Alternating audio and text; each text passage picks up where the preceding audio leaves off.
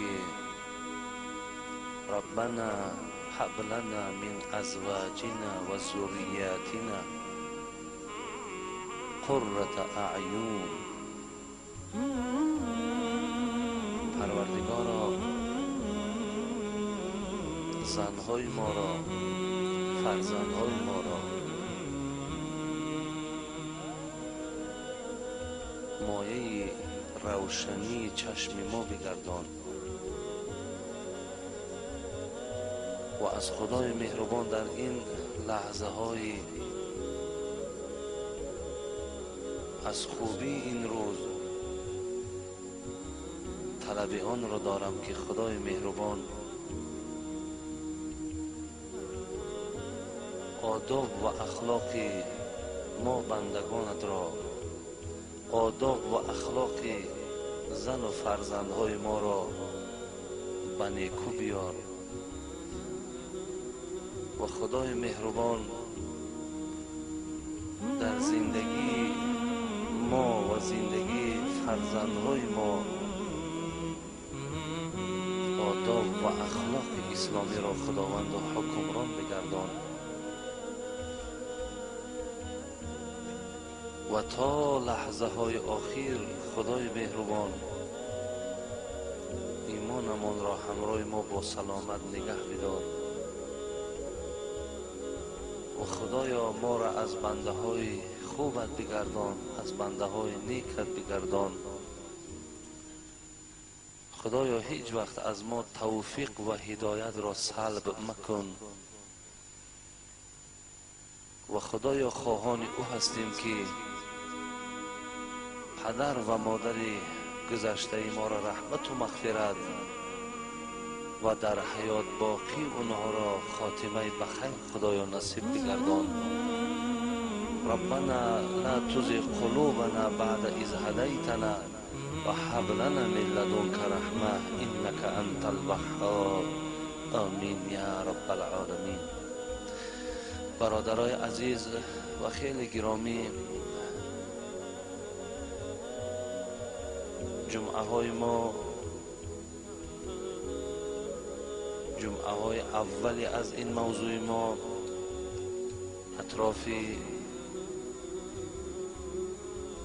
دختر پیامبر گرامی حضرت فاطمه بود و حیات ایشان و مناسبت او با پدر، مناسبت او با شوهر، مناسبت او با فرزندهای خود چگونه بود در جمعه های قبلا من برای شما بیان کردم و به خاطر آن بیان کردیم که مقایسه شود بین زندگی امروزه زنها و زندگی فاطمه قبلا از 14 عصر پیش و طرز معامله با پدر، با شوهر و طرز تربیه فرزند و به خاطر آنکه مادرای ما، خواهرای ما، همزمان پدر و برادرهای ما از این حدیث ها و از این قصه ها یک جای عبرت گیریم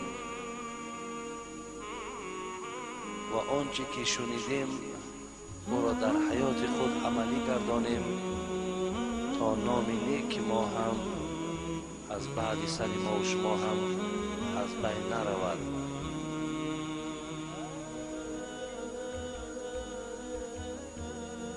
برادرای عزیز و گرامی، من اطراف حرمت شوهر جمعه های گذشته چگونه بیان کردم و قصه ای را به شما گوشزد کردم به خاطر آنکه شاید یگان خواهر و مادر ما این قصه را گوش اندازد و بعد گوش انداختن این قصه برای دخترهای خود این گفتن نصیحت را روا ببیند. فقط قسم به بزرگی خدا مراد همین است و مقصدم همین است و مسئولیتی که به ذمه داریم همین است که با سبب این آیت های قرآن و حدیث های رسول اکرم صلی الله علیه و سلم پدرهای ما، مادرهای ما، فرزندهای ما راه درست را دریافت کنند. و من قبلا برای شما گوشزد کرده بودم که تا زمانی که اگر دختری تاجیک، زنی تاجیک با قرآن و حدیث های رسول اکرم شناسایی پیدا نکند، شما زندگی خوب دریافت نمیکنید. برادر عزیز و گرامی، تا اگر اونها از قرآن و از حدیث لذت نبرند، آشنایی پیدا نکنند، محبت در این کتابهای خدا پیدا نکنند، زندگی هایی که ما میخواهیم که بی جنگ و جنجال باشد، با آرامیش باشد، با حضور دل باشد، پیدا کردن خیلی مشکل، خیلی و خیلی مشکل. از خدای مهربان و از خدایی که بی نهایت مهربان و به اندازه عفو کننده هست خواهان او هستم که خداوند بالای این خواهرای ما، مادرای ما شرایطی را برپا کند که همگان او رجوع به قرآن و حدیث های رسول اکرم داشته باشند.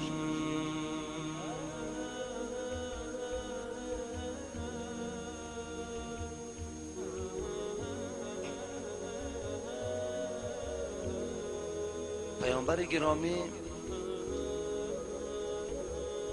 صلی الله علیه و سلم در حدیث مبارک می گفتند هر وقتایی که شما اگر اراده زن گرفتن کردین، اذا تزوج احدكم او اشترى خادما فلیقل،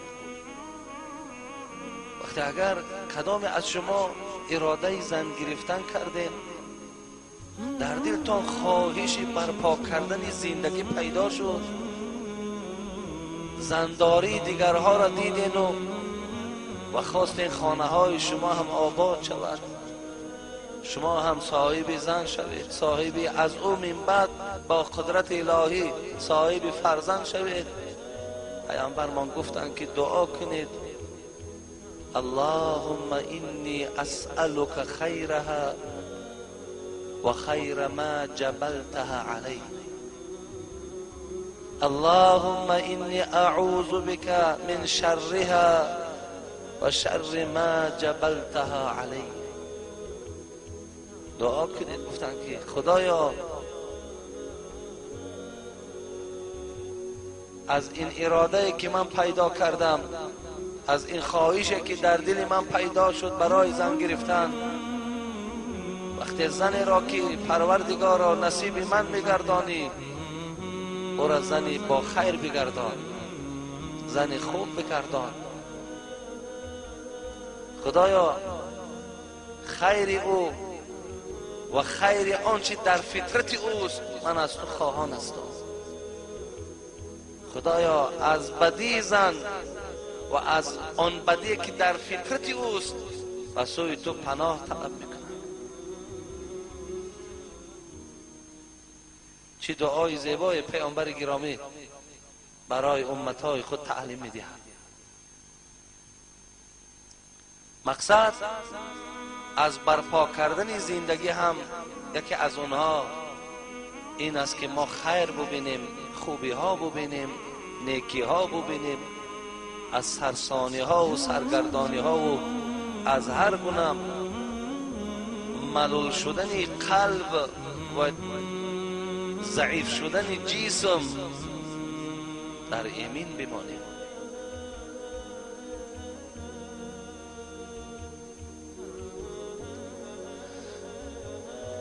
ام ایاس با دختر خود گفت یکم دخترم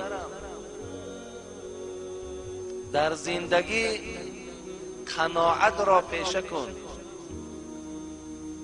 برادرای عزیز، اگر باشد که زنهای ما و شما، خواهرای ما و شما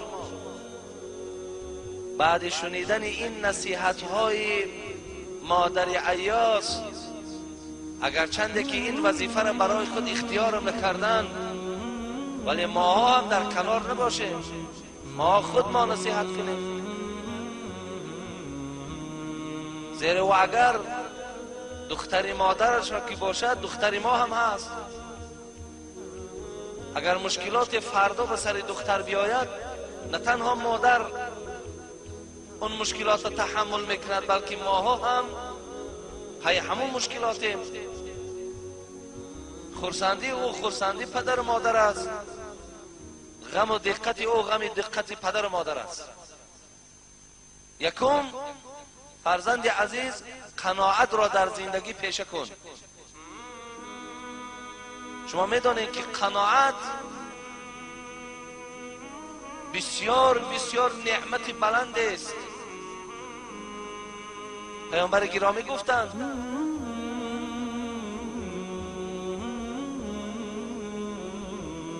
طوبی لمن هدی للاسلام و کان عیشه کفافا و قنعه. خوش به حال کسی که به نعمت اسلام خداوند او را روبرو میگرداند. خوش به حال کسی که اسلام را برای خود دین قبول میکند. و همچنان پیامبر گفتند زندگی دارد که کفایت کننده است و در همون زندگی کفایت کننده قناعت دارد. دخترم، هوس‌های بیجا در خانه شوهر نکن، اگرچند که در بدن دوگانه های خود، همسایه های خود از زیبایی ها میبینی، در خانه های ایشان از زیبایی ها میبینی،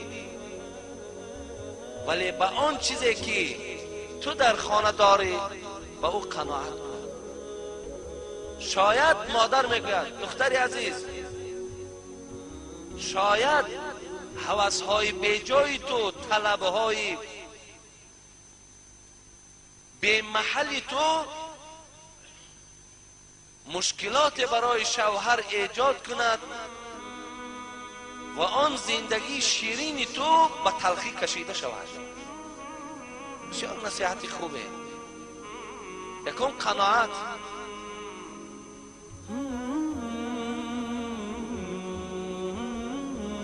دوم، یکم مختصر هر کدامی را بیان میکنم. دختری عزیز، با شوهر یک دل و یک زبان باش. با دختر یک دل و یک زبان باش. گاه دختری عزیز حالتهای به سر تو می آید که تو در همون خانه گناه نداری، عیب نداری، ولی گناه و عیب را به گردن تو بار میکنند.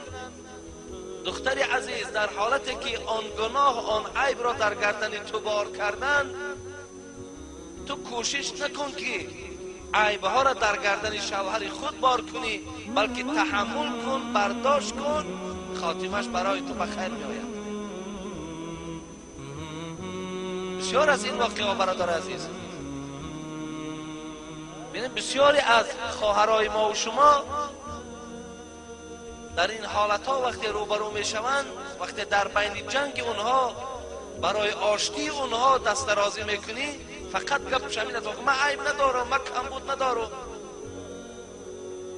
ولی عیب نداری، کمبود نداری، ولی اگر تو صبر میکردی و همون رو به گردن خودم که اگر میگرفتی، این حق چیزی نیست که دائم رو پوش باشد. روز از روزا اون حق خودش با آشکار میکند. با روز این شوهری تو است، خسوری تو است، خوشدامنی تو است.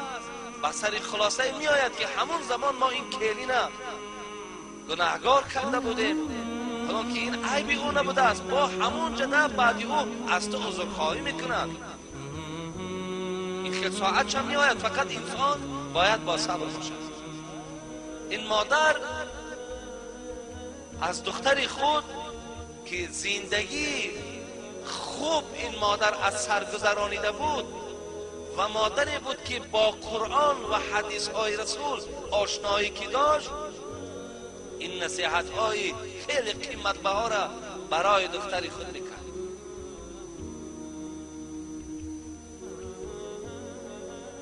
سوم، دختری عزیز، چشم برای دیدن، چهارم بینی برای بویدن است. ببینید دختری عزیز، چشم برای دیدن و چهارم نصیحت من بینی برای بویدن است. دخترم کوشش کن که با این چشم فقط و فقط شوهر تو خوبی ها بیند و پاکیزگی ها بیند و منظره های نیک بیند. زیرا دختری عزیز چشم از دیدن منظره های خوب راحت میکند، از دیدن منظره های ناخوب چشم ناراحت می شود. و بینی، حاضر من اینه برای شما شرح میدم، بینی برای بویدن است. کوشش کن دختری عزیز که وقتی که بینی بوی عطر یا یگان نوع خوشبویی را وقتی به مشام میرسد راحت میکند، وقتی بوی بد به مشام میرسد بینی نفرت پیدا میکند. مراد این مادر از دختر این بود: دختری عزیزم، دائم خانه را پاکیزه نگه دار و دائم خانه را خوشبوی کن و همیشه در تازگی خانه و تازگی خودت بسیار با اهمیت باش. ببینید، زیرا شوهر وقتی که تازگی زنه میبیند، بوی خوش داخل خانه را میبیند، وقتی که مرد اسمه و سرمه زن میبیند، البته طبیعت مرد دیگرگون میشود. خواهشات مرد در خود زن و در خانه و در زندگی باز بیشتر میشود.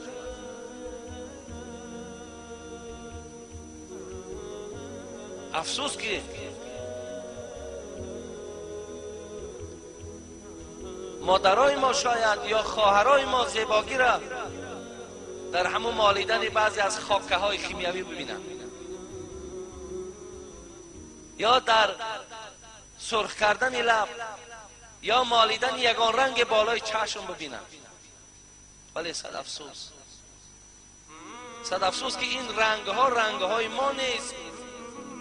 صد افسوس که اینها از سنت مادرای ما نیست.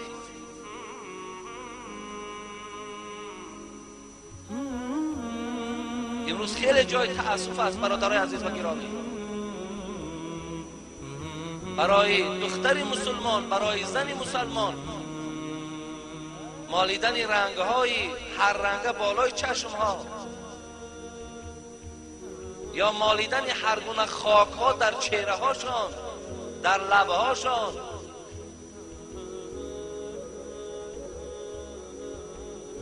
که اونها همچون تصور میکنن که شاید ما زیبا شده باشیم. چگونه پیامبر گرامی میگه زیباگی مرد در زبانش است، مرد از زیباگیش در زبانش است. شما را هم خواهرای عزیز، زیباگیتان در عفتتان است، در تازگیتان است. تازگی شما در احترام پدر و مادرتان است. تازگی شما در احترام شوهراتان است.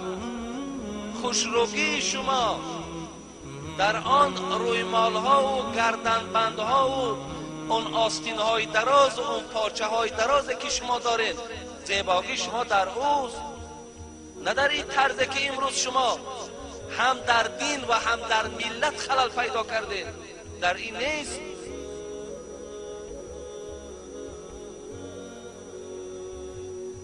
یک بار نظر کنید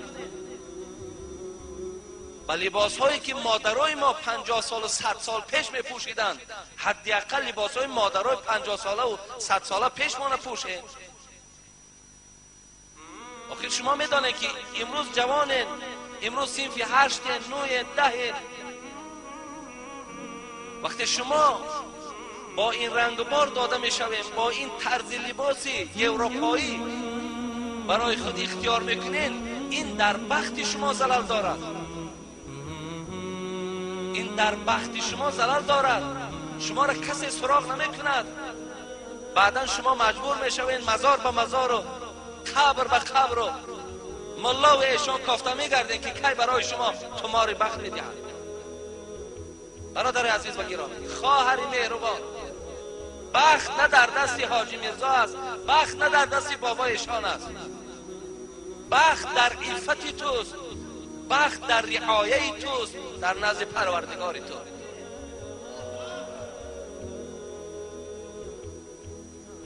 خیلی در بخت زلال دارد. چگونه خواهرای ما یک دم پیش شوهر میکردن، مزار به مزار و هیکل به هیکل میگشتن تعظیم کنان، که در نکاح ایشان، در حیات ایشان ضررها پیدا میشد. من برای شما هم یک برادر، برای بعضی از شما هم چو پدر بیان میسازم که زیبایی شما خواهر عزیز فقط و فقط در این است که تو از پشت خدمت‌های خوب تو همیشه تبسم در چهره پدر و مادر تو باشد. این عفت توست، این زیبایی توست.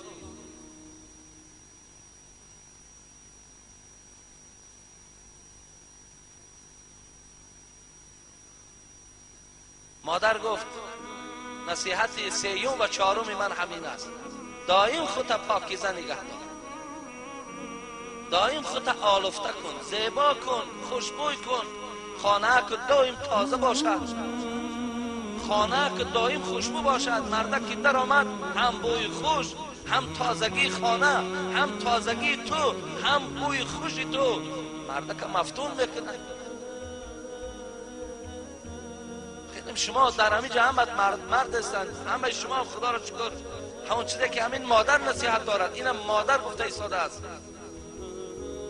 از عالم مردها صحبت دارد، ولی این از کجا گرفتیم؟ این از حدیث های پیامبر گرفتیم، این از آیت های قرآن گرفتیم که پیامبرمان ان الله نظیف یحب النظافه گفت. خدا پاک از پاکان دوست می‌دارد. ان الله جمیل یحب الجمال، خدا زیباست، زیباها را دوست می‌دارد. در کنز العمال خواندم که حدیث را حضرت بیان می‌کند از نام پیامبر که زنهای بنی اسرائیل به خاطر آنکه مردها چرکین می‌گشتند مبتلای به زنا شدند. برای چی من یک بار حکایه ابن عباس برای شما آوردم که در جاگه خواب هم خانمم هم خودم خوشبویی میکردیم، بعد خواب میکردیم. خلاص نصیحت سیوم و چهارم این مادر و دختر همین بود که چشم برای دیدن و بینی برای بویدن است. کوشش کن که خانه شوهر، بدن خودت تازه و خوشبو باشه. ولی من اینا را بیان دارم برادرای عزیز، شما هم در حیات چه از زنهای خودتان چه از خواهرای خودتان روبرو شدین که بسیاری از شوهرها به خاطر چرکین بودن دخترامان برای خانه را روبوچین نکردن زنهامان جنجال ها کردند، به طلاق ها رفتگی هستند.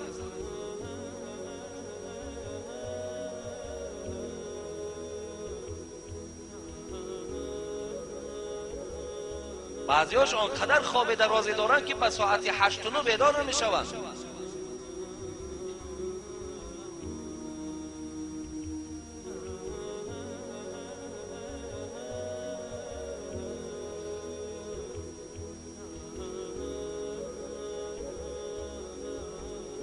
نصیحت پنجم و ششم من گفت دختر عزیز این است: دو حالت دیگر را در شوهر بسیار رعایت کن. یکی وقت غذا، دوم وقت خواب شوهر. خدا داناست. باور امروز 99% ما کدام ما دختر ما نشیناندیم و پیش از شوهر کردنش همین نصیحت های زیبایی که قناعت پیشه کن، با شوهرت یک دل و یک جان باش، بچم خودت تازه نگه دار، خانه شوهرت تازه نگه دار. آیا هم تا یک گفتیم؟ کدام ایمان؟ هم برای من گوشزد کردنی نیستم، هست شخصایی که پیدا می شوند، ولی اکثریت ما باور که از این نصیحتات دوریم. فقط در فکر همون دواده هستیم، در فکر یک ارتیست پیدا کردنیم، تمام دیگر.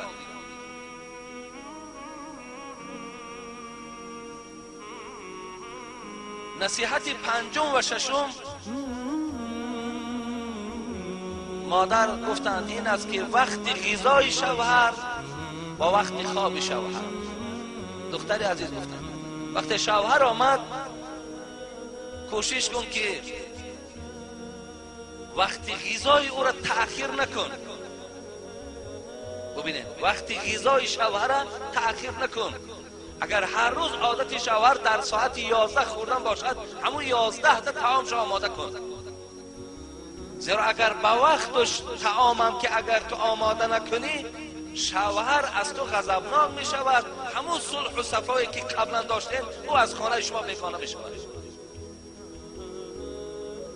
ولی وقتی انسان اراده خوراک خوردن میکند و وقتی خوراک طلب میکنی که ولی خوراک تیار نیست، ولی شاید بعضیاش گویند که تا اندازه ممکن به معنی و به ترتیب باشن که خیلی مقصد برای در یکان جای دیگه میخری آخر،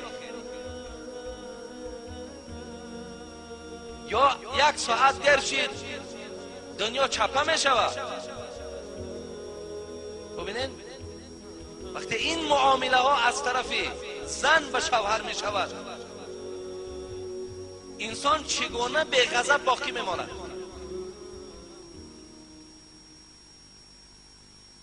وقتی غذای شوهر باید حتمی رعایت شود. گفت دختری عزیز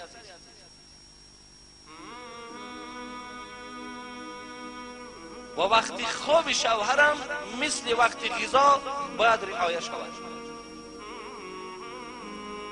دختری عزیز گفت وقتی ساعت خواب شوهر که آمد، برای او همون جایگاه خوابش تیار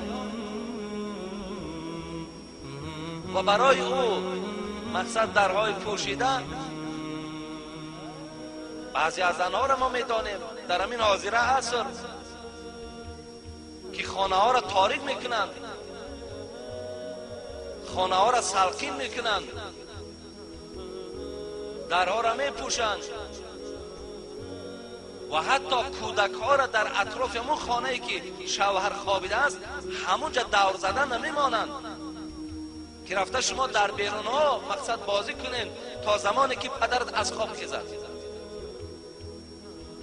و این چگونه نیت های نیکه که شما اگر یکی آواز میبرارین یکی بازی میکنین، پدرتان مقصد خواب زده میشود، پره خوابش نمیگیرد.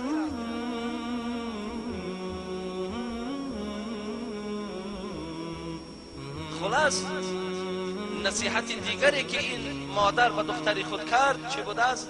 یکی وقتی غذای شوهر آماده شود، با وقتش تامین کرده شود. دیگر اینکه وقتی خواب شوهرم باید دختر عزیز به نظر بگیر. اینو بسیار گفتن مسئله های نازک در حیات توست. نصیحت هفتم گفتن مادر این است که دخترم کیبانو باش. کیبانوگی هم در زندگی بسیار نقش میبازد. اکو کیبانوگی دخترم وابسته مادراشون است.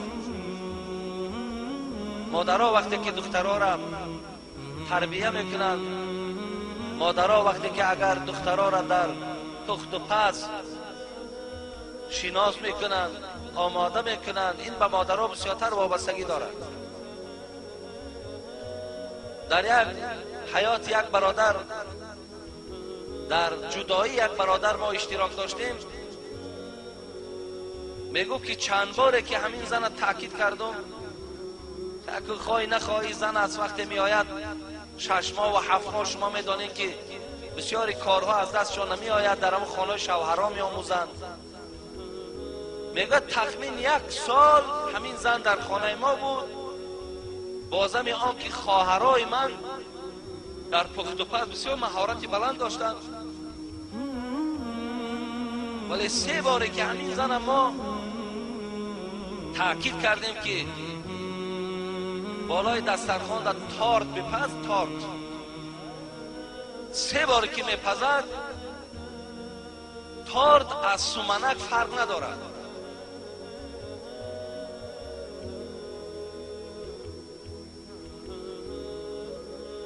تلفناتون خاموش کن دادرای عزیز، بیزار شده من تلفنای شما.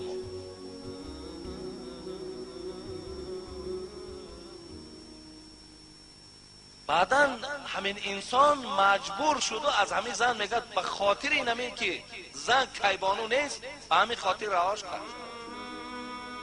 اگر چند ما در بین در آمدیم گفتیم اگر رهاش باشد تماما همین مرد دیگر از پشت که زن کیبانو نیست دیگر خواهش زندگی پیدا نکرد. این مادر زن چی میگه؟ دخترشو میگه دخترم کیبانو باش و کتبانو باش. بسیاری بسیار در زندگی در هر یک محصولاتی که شوهر در خانه میخرد به خرج بیهوده راه نده، زیرا دختری عزیز پیدا کردن محصولات این به آسانی به دست نمی آید. چه نصیحت‌های زیبایی، چه مادرهای خوب و مسلمانی.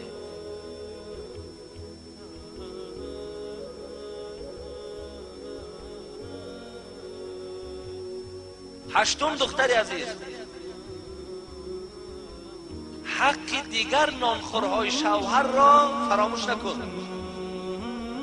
ببینید حق دیگری نانخورهای شوهر کیست؟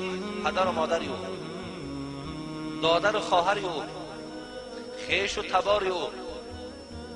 حق اونها را محافظت کن. آنها هم نانخورهای خانه شوهری توی هست، چه از دادری او، چه از اکه او، چه از خواهر، چه از اپا، چه از خویش و تبار، چه از پدر و مادر. به همه اونها زبان بیا، به همه اونها معامله خوب کن. اینا به خاطر چی گفته ایستاده است؟ به خاطر که اگر دختری عزیز اینها را تو پایبند شوی تو در زندگی در مشکلات روبرو نمیشی. این به این خاطر است.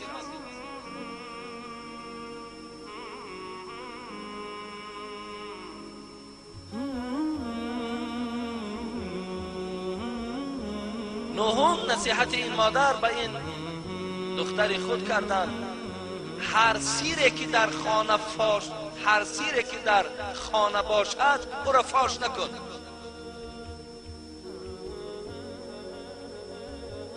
خیلی دختری ما و شما خانه یک برادری مسلمان در میرود کلین می شود، در او خانه سیر و سودای بسیار است، گپ و خبر زیاد است که معنای او را ندارد که ماها از دخترهامان سیر و سودای او خانه را دائم جویا باشیم.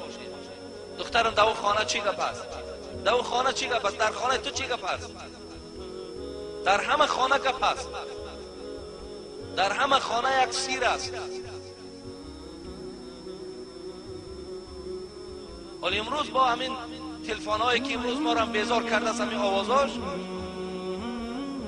اینا در دست همون دخترها هر یک انچه جنجالی در خانه همون شوهر یا خسر خشتامان پیدا می شود، در او الله خانه در فلان فلان فلان گپ هاست. دخترم در خانه شوهر که رفتی، چی سیره باشد چی گپی باشد او را فاش نکن دختری عزیز. حتی بعضی ها از زنها و مردها شرم ناکرده حتی سیری زندگیشان در بین مردم نقل میکنند که این خیانت است.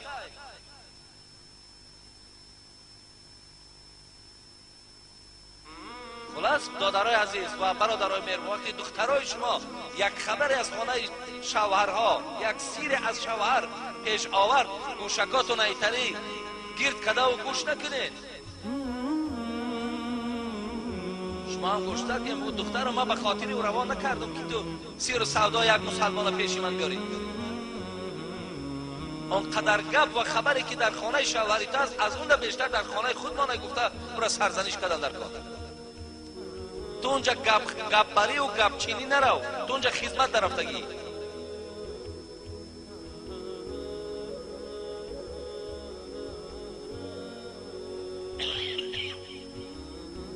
دهم نصیحتی که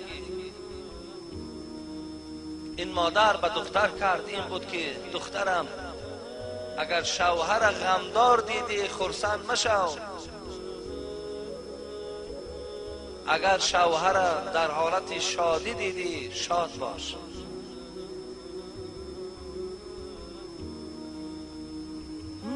برادرای عزیز، وقتی دختر در چشم مادر میگه صاحب تعریف میگه نگاه نمیکرد، برای تربیه خوب کرده بود، برای تربیه خوب کرده بود. اون روز یک برنامه را در تلویزیون نگاه میکردم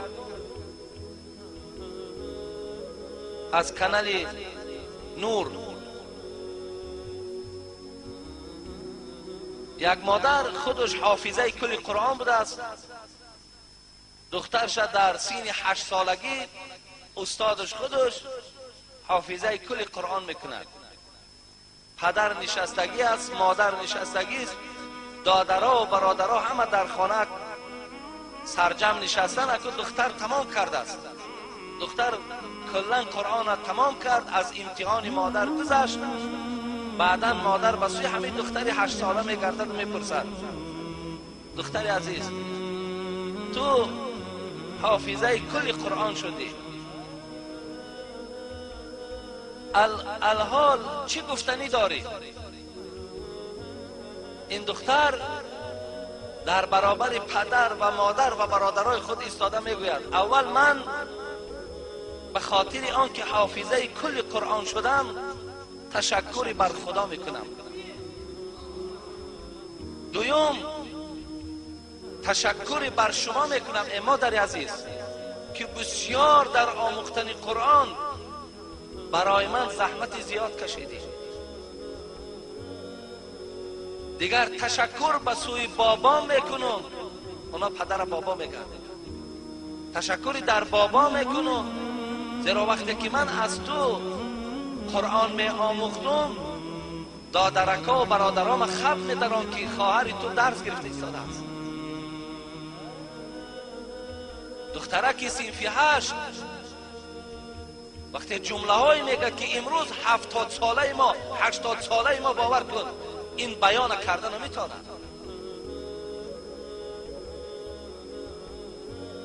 او را چی اینقدر دانا کرد؟ او را کدام راه اینقدر زیبا کرد؟ راه قرآن، راه خداشناسی. وقتی دختر این 10 نصیحت را از مادر گوش کرد سر برداشت میگه و به سوی چشمای مادر نگاه کرد که چشمای دخترک میگه حلقه پر از اشک بود و گفت مادر گفت هر چی گفتی با چشم و با سر قبول. من این نصیحت های قیمتی تو و زیبای تو را در حیات خودم گفت عملی میکردیم. صاحب کتاب میگوید این دختر صاحب 7 پسر شده و 7 پسر او میگه در هر یک ناحیه های یمن سلطنت و حکومت داشتند.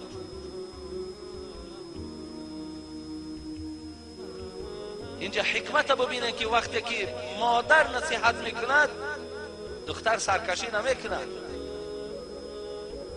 حاضر برادر عزیز، خواهرای مهربان، حاضر ما و شما را مادر یا پدر گپ زند در یک سخن خوب او 10 جواب ناخوب میگردانید.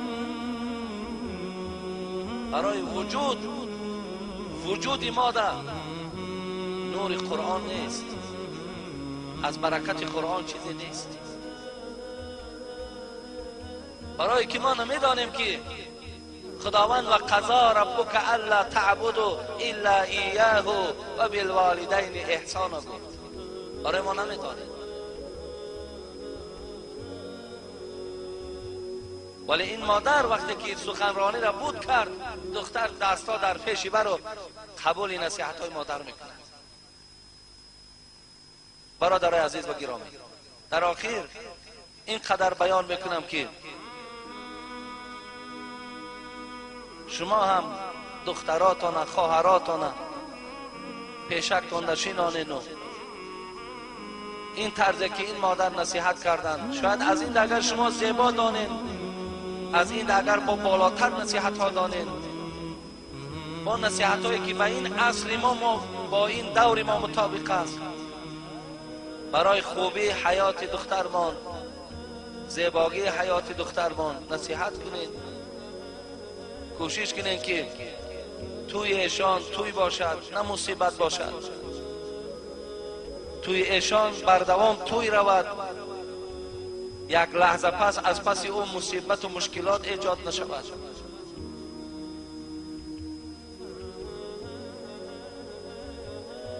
این بود آن نصیحتی که این مادر در حق دختری خود کرد.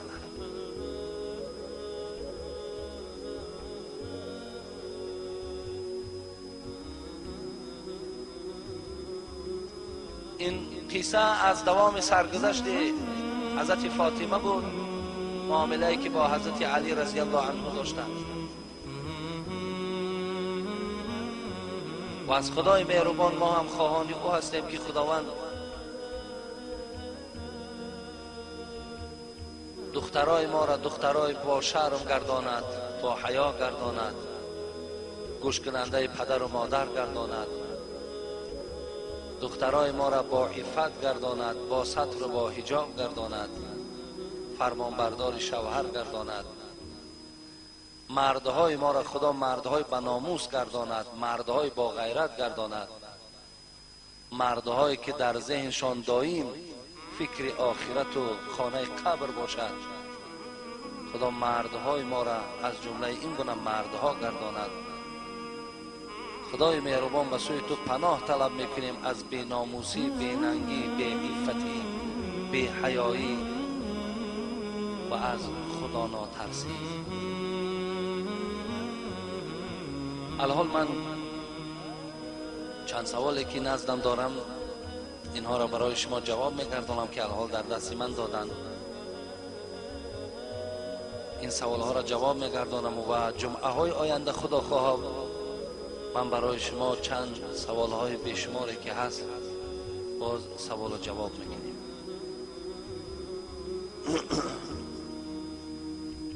سوال ها را من گفته بودم که خیلی در شکل مختصر نویسید، دراز ننویسید.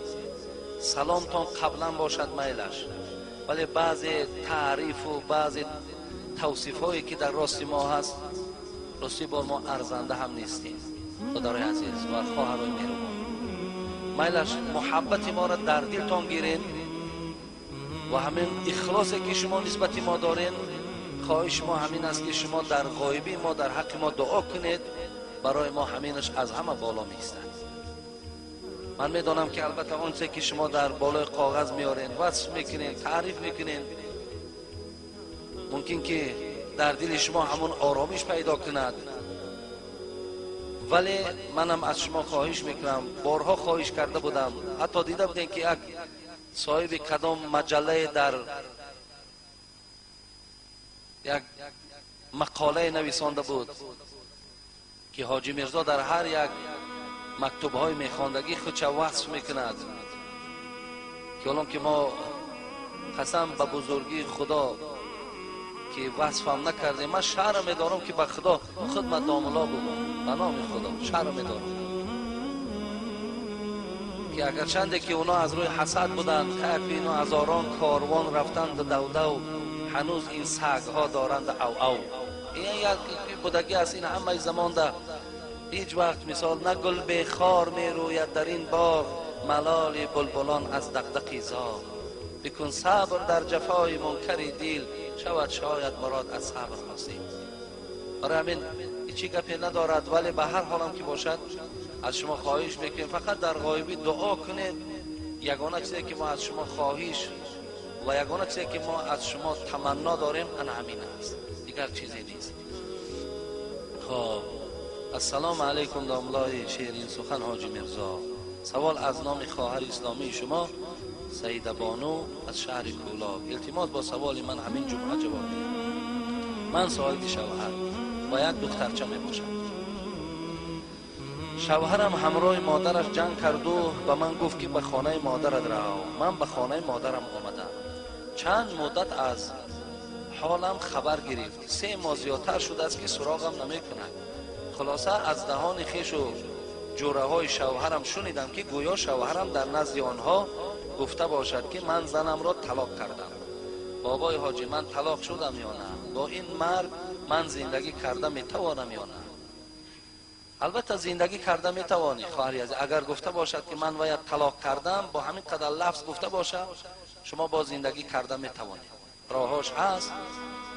اگر همون صدای من به گوش شما رسد الحال یا بعد شما شوهرتان گیرین، من برای شما روایت میابم، من برای شما اجازت میتیم که شما اگر با همین طریقی که گفته باشد که من زنم را طلاق کردم، راهها دارد، شما میتونید که با زندگیتان برپا کنید، برقرار کنید و گویم دخترچه ای که خدا برای شما داده است من بعد او را زیر با تربیتان کنید. همین قدر باشد میشه. ولی فقط من را در 3 طلاق نمیابم.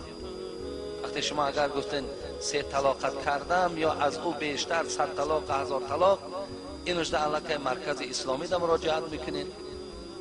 اونجا در برای شما چی راههایی که اگر اونها مثال یابند. ولی اگر طلاق کردم یا طلاقت میکنم یا من از تو بیزارم یا که تو طلاق کرده شده ای و دیگر هم لفظ حقیقتی باشد، شما بیاین مراجعت کنین. خدا خواهد ما اینهاش برای شما راهاش میابیم. اینهاش آسان.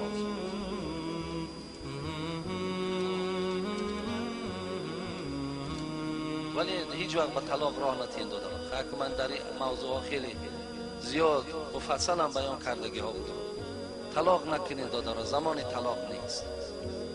و من در بعضی کارهایی که در زندگی هاتون می شود در طلاق نکنید. غضب آلود نشید دادارا. برای چی پیامبر لا تغضب لا تغضب لا تغضب؟ یکی از صحابه ها خواستن از پیامبر یک بهترین نصیحتی را گیرن. پیامبر 3 بار گفتن غضبناک نشد. برای شما غضبناک هم که شدین دادرای عزیز، خب کوشش کنید که طلاق در زبان شما نگردد. کوشش کنید زندگی خوب حلالتونه به هم زندگی حرام و زندگی شکاکی ده مبدل نگردد. این نشانه غیرت هم نیست.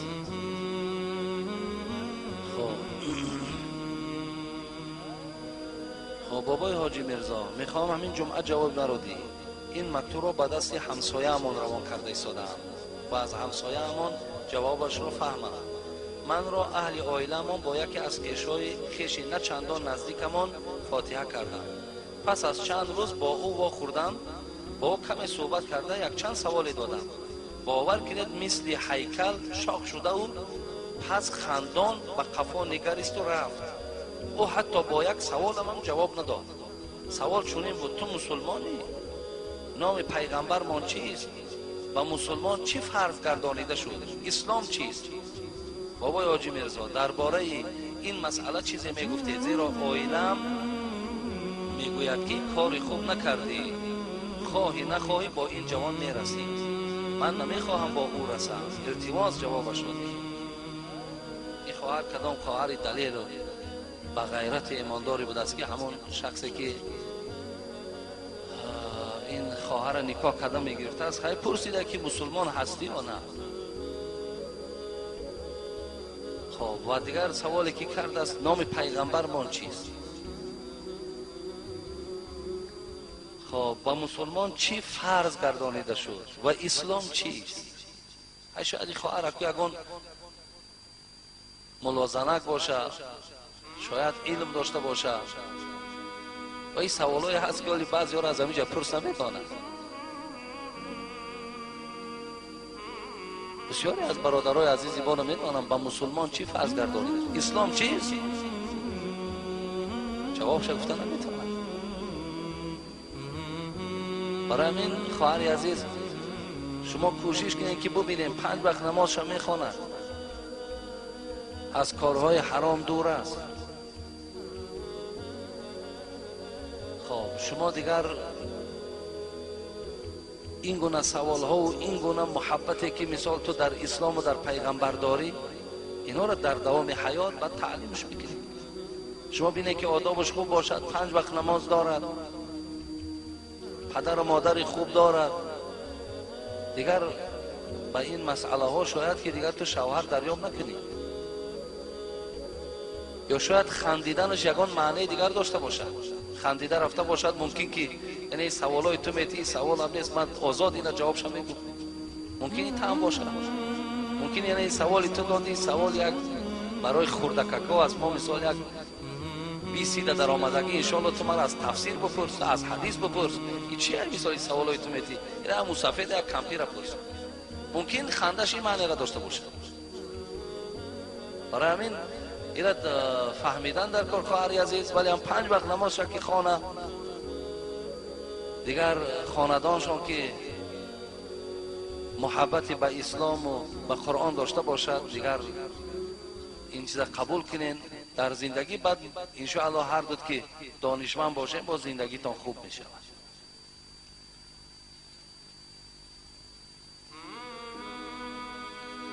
السلام علیکم بابای داملا. بعد از سلام سوالی دارم و شما میخوام که با سوال من جواب مشخص کنم. ما یک گروه دانشجویان نماز خود را ادا میکنیم، اما فرض خود را یعنی سطح عورت را به جا آورده نمیتوانیم، گرچنده که ما خواهش را داریم، اما ما را در دانشگاه امکانیت نمیدهند. آیا ما گناهکار میشویم؟ و در حق ما دانشجو دختران دعا کنید که فرضمان به جا آورده شود. این هم از کدام نامی خواهر عزیزی بود است که مثلا ما در دانشگاه ها میخوانیم یا در بیمارخانه ها کار میکنیم، ولی ما را نمیگذارن که سطح عورت کنیم. حتی این هم یک وبا هست خواهر عزیز، این هم یک درد خیلی کلان است. حالا که سطح شما و دانش شما، سطح شما به کار شما خلل نمیرساند، یکان ضرر زیان هم ندارد. ضرر زیان نداشتنش به خاطر آن است که این قرآن بیان کرده است. این قرآن یا ایها النبی قل لازواجک و بناتک و نساء المؤمنین یدنین علیهن من جلابیبهن ذلک ادنی ان یعرفن فلا یؤذین. خدا در قرآن بیان میکند خواهرای عزیز، کدام برادرای عالی بعضی از مردهای ما در سطرهای دختران ناراحته، بعضی ها دخترای بسط را میبینن ناراحت میشن. با این چی نغمه گفتگی؟ و خدا به جهت تحقیر نگاه کنی دینت باقی نمیماند، تو مسلمان نیستی. این قرآن بیان دارد. برادر عزیز یا مادر عزیز، وقتی که دختری با سطر شما وقتی با چشم حقارت نگاه کنین، یا ایراد از گویم که سطر او گیرین، شما ایمانتان باقی نمیماند، زیرا شما الک در آیت قرآن نارضا هستید.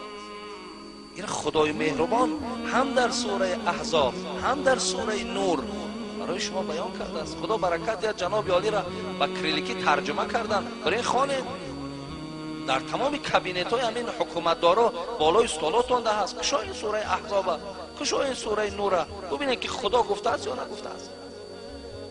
این سخن خدا یا که این سخن اگر یگان شخصیتی روی زمین میشید هر تو اینش قبولش نکنه. این سخن خدا، سخن پیامبر خدا.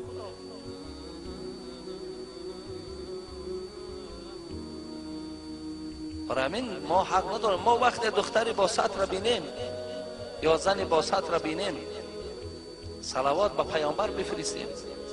اللهم صل علی محمد و علی آل محمد.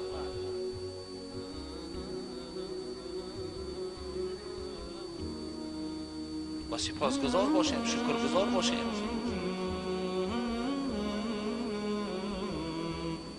ولی در دانشکده ها، در مکتبه ها یا در بیمارخانه ها وقتی که برای شما رخصتی اگر پوشیدن نداشتند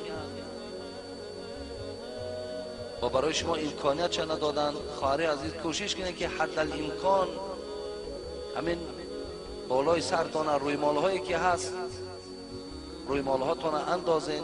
اگرچه بزیری منه هاتان بسته هم نتوانین، حتی حدی اقل همین بالای گوشاتان قطعی پوشانین، بالایی که سرتان پوشیده باشه. موهاتان هم موی هایی که هست زیر همون روی مال در جمعش کنید. یعنی چقدر توانین که چقدر که پوشیدنی از همون لباس هایی که برای شما رخصت دادن اگر پوشانیدن امکانیت باشد بپوشانید. ولی اگر برای شما کلن سطر وقتی که اجازت نمیتین، ما از خدای مهربان در این لحظه های قبول دعا خواهش و از خدای مهربان خواهان هستم که خداوند آن ساعت را بیارد که در سطر خواهر ما، در سطر مادر ما یگان مشکلات ایجاد نشود و خداوند این گونه فراهمی را، این گونه خوبی ها را بالای خواهرای ما بیارد. خب مادرای ما وقتش دستشان پوشیده بودن، گردناشان پوشیده بودن، این طرزی که امروز پوشیده ایستادن و خدا قسم این در ملت هم بسیار یک تیشه زدن است. ملت را رفت چون آیین زده است، مثل خاک اجزای او در هم شکست. محمد اقبال لاهوری میگوید هر ملت را که دینی او آیین او از بین که رفت مثل زمینی که به آب میماند و تیکه تیکه میشود، اون ملت، فرهنگ اون ملت همچنان تیکه تیکه میشود، نابود میشود.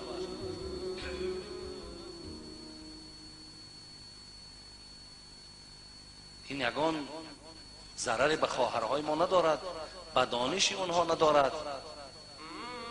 بسیاری از متخصص ها را میبینیم، بسیاری از دانشمند ها را میبینیم که صاحب سطرند ولی دانشمندند. جای خیلی به خدا باور کنید این هم تأسف است و جای حیرتی هم هست.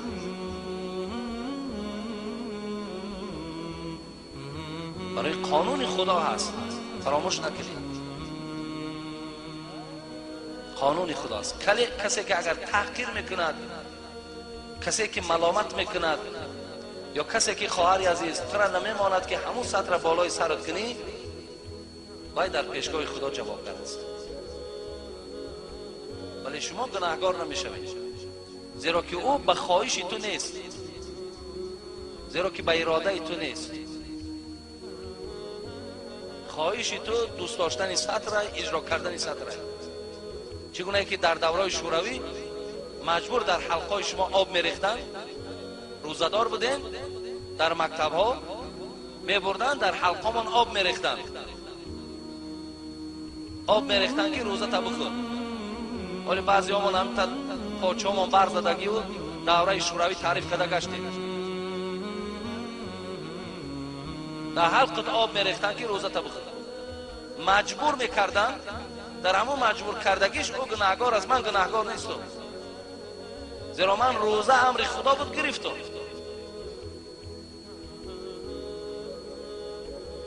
برای همین خواهر عزیز، حدالامکان هر چی که از تو از دستت می آید، همون لباسایی که در بدن داری همونها را رعایت کن که اکثری از بالای سری تو هست، گردن تو هست، پوشیده نگه داره.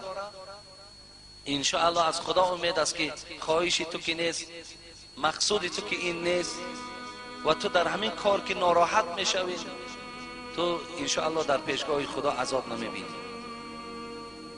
ولی در مسئله مکتبه ها باری رفتیم دیدین همون پیشای اتاقای مکتبه ها در ترتیب پوشیدن لباس های دخترامون هم رسماشون وجود دارد. در یگان همونجا صورت های دیدم که یوبکه های دراز درازن، کرته های دراز درازن، حتی در پیش سوداگران هم تا یوبکه های دراز درازی که از بالای شانه تا پایان پا میپوشانه. بود از همونا را خریم برای دختراتان. شرط نیست که تو برای دخترت بروکی جینز خری یا کرتای بچگانه خری. این بسیار بیناموسی ما است برادر عزیز که من دخترم با بروکی جینز یا با یگان نمودی بروکی دیگر یا کرتای دیگر بعد بیرون میبراری. فطرتی تو جذبه ها دارد بلند، گفته حضرت محمد اقبال لاهوری، چشم و هوش از اسوه زهرا مبند. او فطرت او شکل او فیگوره او جذبه داره، بکشه انسان است. وقتی که او لباس های تنگ که پوشید، کدام چشم با شهوت او را نگاه نمیکنه؟ کدام چشم؟ کنی همون چشمی که او را نگاه نکنه؟ وقتی چشم که در او کی رفت، او را البته نقشش میکشند، با کدام راه ها او را باز نزدیکتر کردن در کار. وقتی او را نزدیکش که آورد، او اکو خواهی نخواهی او لباس ها را که پوشید، او آرام نمیگردد در عزیز، او تنج نمیگردد. او کرتای تنگه که پوشید و بروکی تنگه که پوشید، بخوای نخوای با دره نغمش دیگه میشوه، رگردیش دیگه میشوه، مخصوص میکنه. بعد یکی خبرش میاد که مثال ساعت 1 باید خانت میامد، ساعت 3-4 شده است نمیآید. بعد تلفن میکنه که بیا که ملیسه خانه در دختر تا با فلانی قبیدن. علاج واقعه پیش ای وقوع چی گفته که پس پیش از واقعه شدن علاج او را یافتن در کار.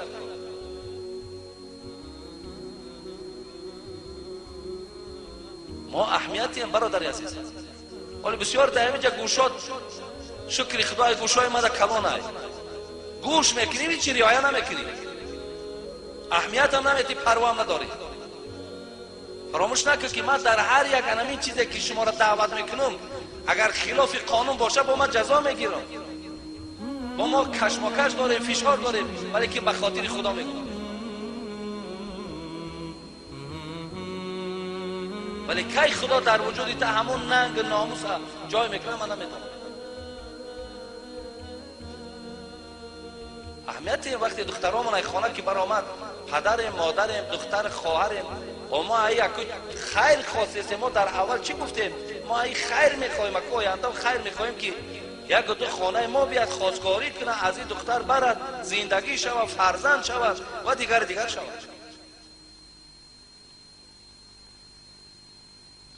خدا عاقبت همه ما و شما را بخیر کند، ایمان ها ما با سلامت نگه دارد.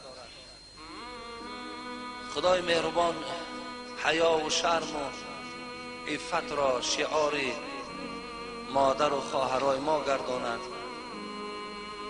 و عزت ما را خداوند در دنیا و در آخرت بلند بگرداند.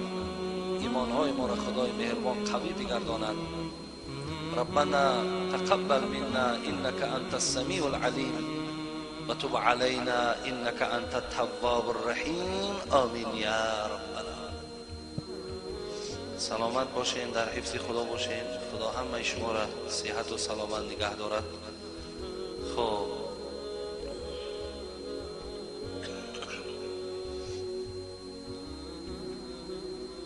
اینجا یک برادر حاجی قوت گفتگی از دوشنبه در حق مادر و پدر دعا خواستند. پدر و مادرشان اگر حیات باشد خدا خاتمشان بخیر کند، اگر گذشته باشند خدا روحشان شاد بگرداند. و در حق تمام برادرایی که در این مسجد خیر احسان میکنند، برای آبادی این مسجد سعی و کوشش میکنند، خدا عمر دراز و تنی صحت و عزت دنیا و آخرت و نصیبشان بگرداند. آمین یا رب. اینجا در یک برادری عزیز بسیار ما خواهش کردن که در همون مسجدهای ما درباره سر لوچ سختگیری ها میکرد. من چند بار گفتم این مسئله را بیان کرده بودم. بعضی ها را با که بفاره نفاره که ما که میگیم، ولی در همین مسئله قبلا بیان ها داشتیم. برای همین سر لوچی بچه ها که سر لوچ میخوانند، آستین کلت میخوانند، دیگر میکنند. خدا خواهد جمعه آینده با برای شما جواب میگویم. ولی اگر چندی که گفته بودیم و مهم هم نشماریده بودیم، ولی به هر حال که باشه این مردم ما که فکر میکنیم که تا قیامت خدا خواهد سوال همین سوال هست. این سر لوچ و آستین کلته شما بعد ناس همین سه چیز هیچ وقت باوریه که گم نمیشه. اگر چند بار من میگه پاره گفتم، سختم گفتیم، خب آسانم گفتیم، ماهیتش گفتیم. آخه من نمیدانم که این چند قم الله این کیه؟ آخه چی قدر دلیل ها داریم. من 10 بار گفتم بالا یک کاغذ ده همون دلیل ها رو همش بنویس، همون حجت هایی که برای آستین کلته و سر لوچ همش بنویس. خودت علم نداری، پیش همون پیرت بره، خب پیش بابای فلانی بره، کسی باشه آخه بنویسش. عربی نمیتونی کریلیکی بنویسش، نام کتابش بنویس بیار. من همیجا اگر نخواندم بعد بگو که حاجی ترسید. من همیجا دلیلات همش میخوانم، حجتات میخوانم که کنی چی حجت باشد، چی دلیل باشد. خب برای همین مسئله ها را خدا خواهد شما کسی که در لازم باشه و در کار باشه و ملا های و حجت داره و کتاب داره بنویسیم بالا یک ورق ده. اگه ما باوری دارم که دلاور نمیشه بین قوم ده بخیزیم قطعی مکه بزن که تو مثال کدام کتاب و کدام دلیل و حجتی داشته باشی، ولی در کاغذ بنویس بیار در همجا بمان. من اولین سوالی که اگر چی نمیجد یه ما پیش سوالا دارم، اول سوالی تای میخوانیمش، محاکمش میکنیم، تحلیلش میکنیم، همش خدا خواه به گوش مردم میرسانیم، بعدا با سوالای دیگه دا میگذاریم. برای این حاضره در تاولی نویساندن همون کاغذ باباها و برادرها بچه ها را سخت نگیریم. همون کاغذ بیایه خدا خواه بعد حل میکنیم. خب حاضره در سخت نگیریم شما.